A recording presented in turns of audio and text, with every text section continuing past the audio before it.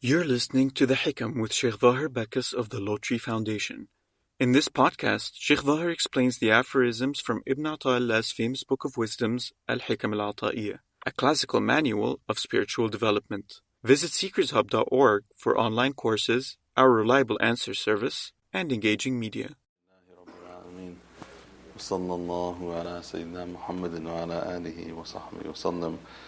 اللهم علمنا ما ينفعنا وانفعنا بما علمتنا وزدنا علما بفضلك. وصلى الله على سيدنا محمد وعلى آله وصحبه وسلم.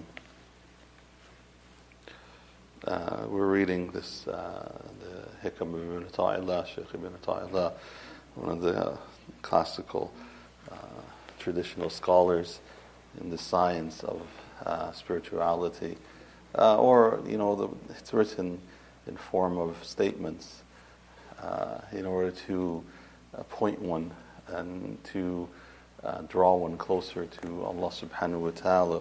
This is the aim of this book, and generally speaking, the aim of the books of spirituality is to give one a sense of sincerity, or what entails sincerity, to purify one's heart, to draw one closer to Allah subhanahu wa ta'ala.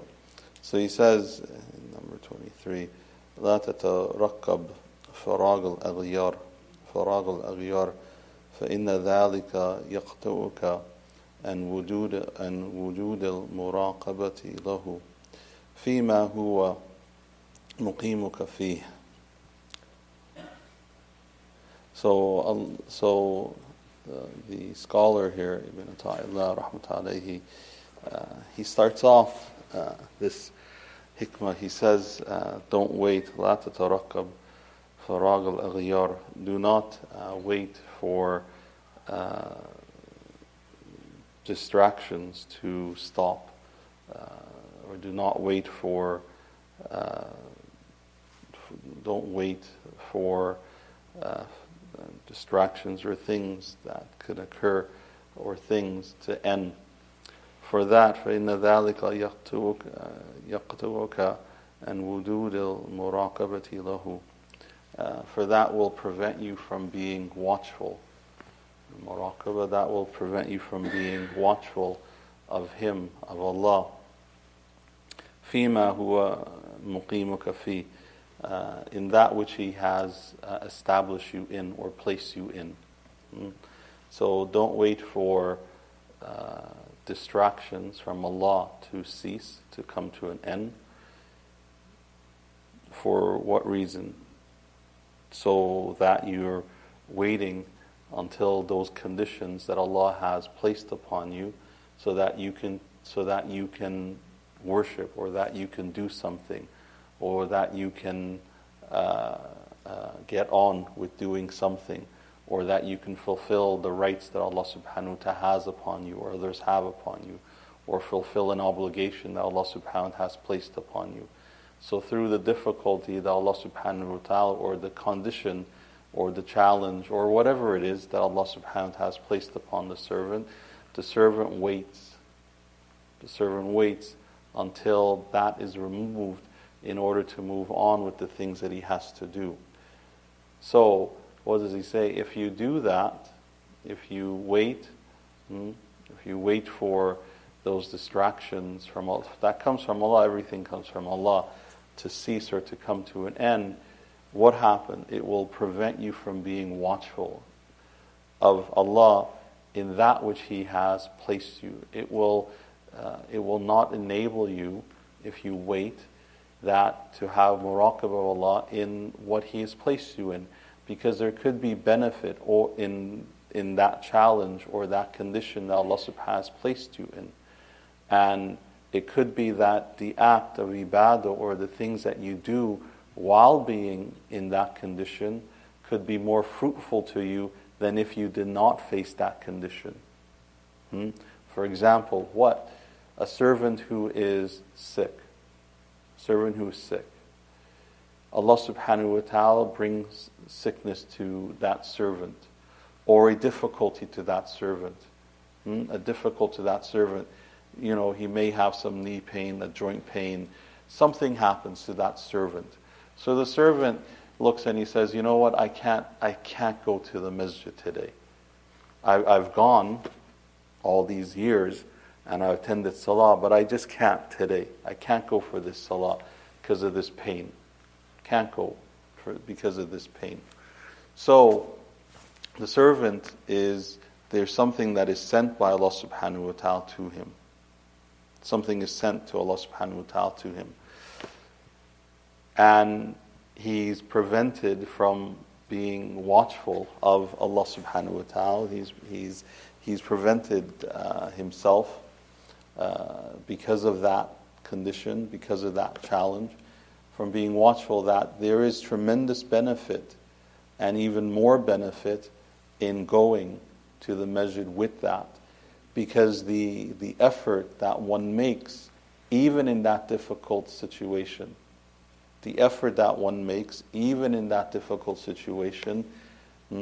could be more beneficial to you than all the salah that you prayed in the masjid before, than everything that you've done before, because you have made more effort to come.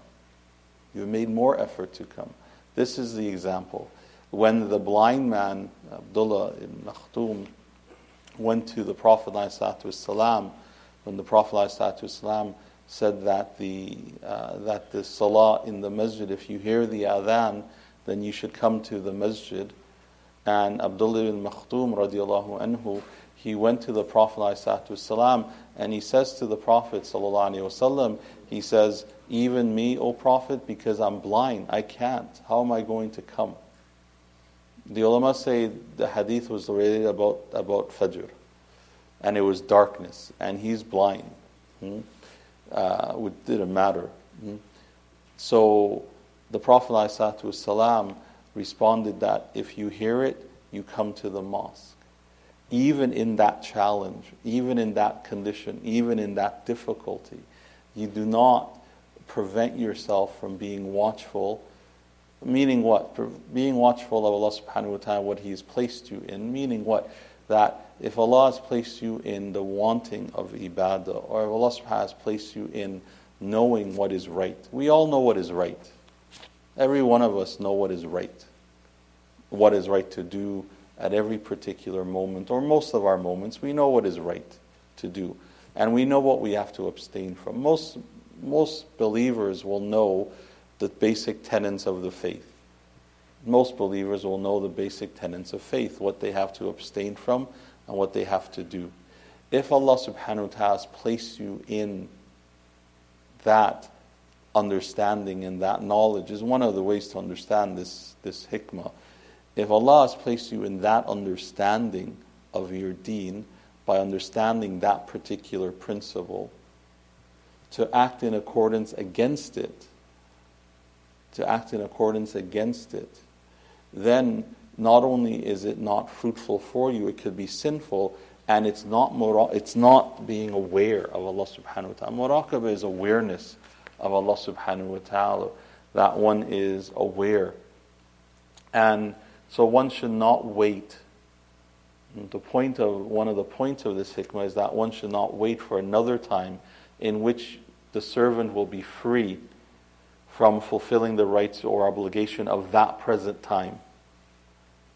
He should not wait for a free time, because you don't know if you're going to ever be free again, or if you're going to, things that are busying you will move away from you.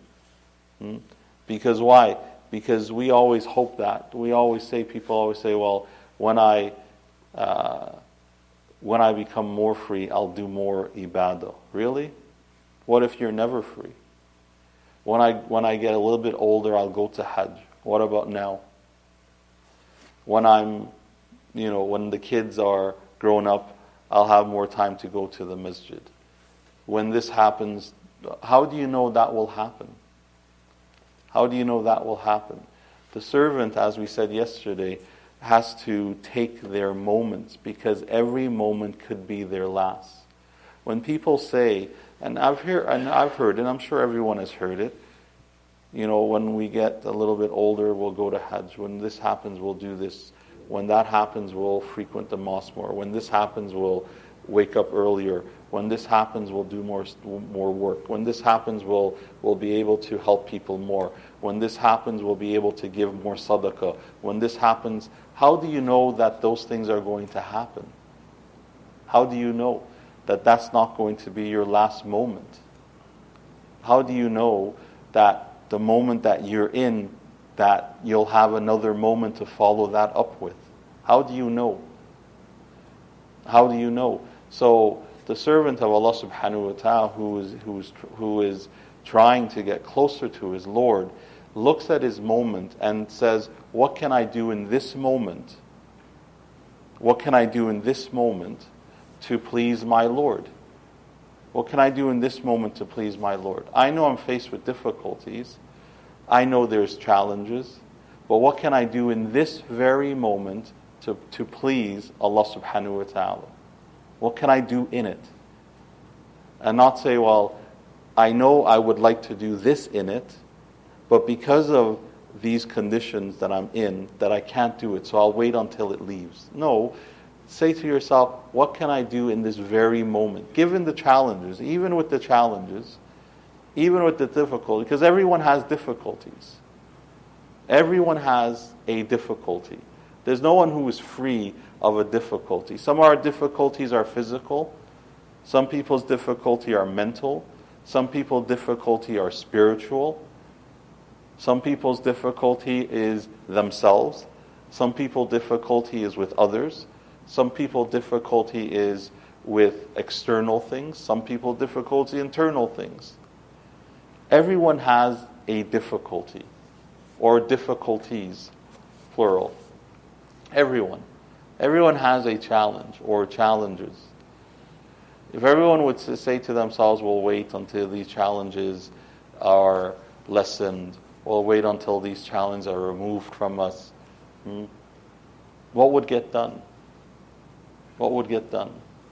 If the challenges that the Prophet ﷺ faced, if the challenges that the Prophet ﷺ faced, if it was to impede him in the spreading of the deen, if it was to impede him, if he used it as an impediment to teaching, if he used it as an impediment to stop preaching, if he used it as an impediment to move away from societies, if he used it in any of those fashions, then we would not have the deen here today. We would not have it. But Allah subhanahu wa ta'ala encouraged him, put effort, and he made the effort because he was ever watchful. He had muraqabah of Allah subhanahu wa ta'ala. He was watchful of Allah subhanahu wa ta'ala. He was watchful of Allah subhanahu wa ta'ala. And Allah subhanahu wa ta'ala promises we will all face difficulty. Allah subhanahu wa ta'ala tells us this. And we, in many places of the Quran, one place Allah subhanahu, we will test you with misfortune and with good. We will test you with misfortune and we will test you with good. There are people who are tested with good. There are. We're tested with good. There are people who are wealthy, which is a good thing, because then you don't need to ask anyone for anything. That is a test in itself. What do you do with it? And then there are people who are tested with poverty. The test of having wealth is more severe than the test of having poverty. There is. The test of having wealth is more severe than the test of having poverty. One of the companions, Abdullah ibn Auf radiallahu anhu, Abdurrahman bin Auf radiallahu anhu, was very rich, was very wealthy. He left it all in Mecca, went to Medina. And when the Ansar, when they paired up with the Ansar, the one that he was paired up with, Amr ibn As radiallahu anhu, or no, it was Ibn Rabi' that he was paired up with, who was very wealthy, also well-to-do. He gave him money, and Abdurrahman bin Auf radiallahu anhu refused it. And he had a coin, and he went to the marketplace, and he turned that coin, bought, resold, until he became very wealthy. After the Prophet ﷺ was taken from the earth, in Medina one day there was a trembling. There was a trembling in Medina. Aisha radiallahu anha came out and she said, "What is that rumbling?" And she said, "Someone is bringing a caravan from the north, from Syria, to Medina." And she said, "Who is that?" And they said, "The caravan, the amount of camels, the camels stretch from the middle of Medina to the outskirts of Medina." It was like over 100 camels of all goods. And she said, "Who is it belong to?" And she said, and they said to her that it belongs to Abdullah bin Auf, radiallahu anhu. That's the wealth that he had purchased. Goods, commodities. And so she says, "I remember the Prophet ﷺ said, but because he was promised paradise, Abdurrahman bin Auf, radiallahu anhu. She said, I heard the Prophet ﷺ say that he would enter Jannah crawling. I heard the Prophet ﷺ say, other tradition it says that he would enter Jannah slowly, or be one of the last. But he was promised Jannah. So they took it back to Abdurrahman bin Auf. It got back to him. He came and he saw Aisha radiallahu anha. He came and he saw her and he said, "I remembered when the news got to me what you said. I remember the Prophet ﷺ saying this." And he said to her, he said, "Witness that I will give all of what is here today, I give it all in charity for the sake of Allah." Because what would hold him back is the accounting for the wealth that he has. What would hold him back and why he would be slow to enter Jannah, because Allah will account him for every single wealth that he has, that he possesses.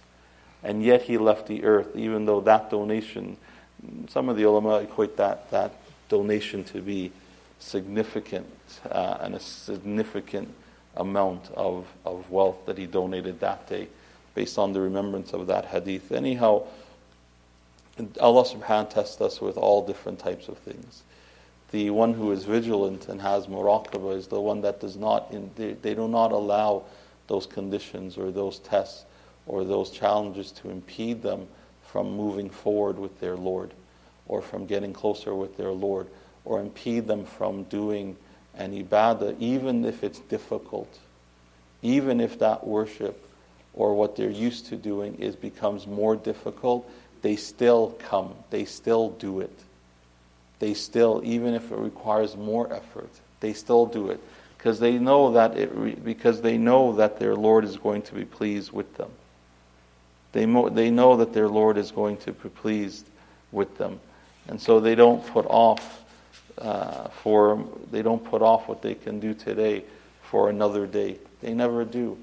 They don't put it off, because the other day may not come, and the free time may not come, and the next moment may not come. The next moment may not come. And so they put in their moment, at every moment they put in their moment what they believe will be pleased with what they think Allah subhanahu wa ta'ala will be pleased with. If you live your life according to every moment that you consider every moment your last moment, and every moment you consider that you're pleasing Allah subhanahu wa ta'ala by what you do, then every single moment will lead you closer to Allah subhanahu wa ta'ala. And that's the hope that's what we have to hope for. That every single moment we move closer to Allah subhanahu wa ta'ala and not further away. May Allah subhanahu wa ta'ala help us and guide us, forgive us, have mercy upon us, forgive our elders, our parents, give them good health and long life. May Allah subhanahu wa ta'ala help them and guide them, forgive them. May Allah subhanahu wa ta'ala, those who are sick, may Allah subhanahu wa ta'ala heal them and cure them. Those who have passed away, may Allah subhanahu wa ta'ala grant them His mercy, His maghfirah, and His shade on that day when there is no shade except His. May Allah subhanahu wa ta'ala preserve and protect our children, keep them on a straight path. May Allah subhanahu wa ta'ala grant them success in their works in this world, and grant them success in the next world. May Allah subhanahu wa ta'ala, those who are faced with difficulty, may Allah subhanahu wa ta'ala remove their difficulties. May Allah subhanahu wa ta'ala facilitate their difficulties with ease and preserve them on His path. May Allah subhanahu wa ta'ala preserve us, help us to implement the sunnah of the Prophet ﷺ. May Allah subhanahu wa ta'ala preserve us and preserve our families. and protect them. May Allah subhanahu make our homes from amongst the homes of the believers, and make our last words our best words. Subhanaka wa hamdik, ashhadu an la ilaha illa anta, astaghfiruka wa atubu ilayk, wa sallallahu ala sayyidina Muhammadin wa ala alihi wa sahbihi wa sallam. Thank you for listening to The Hikam with Shaykh Zahir Bacchus. Help Seekers Hub spread the light of guidance to millions around the world by supporting us through monthly donations by going to seekershub.org/donate. Your donations are tax deductible in the US and Canada.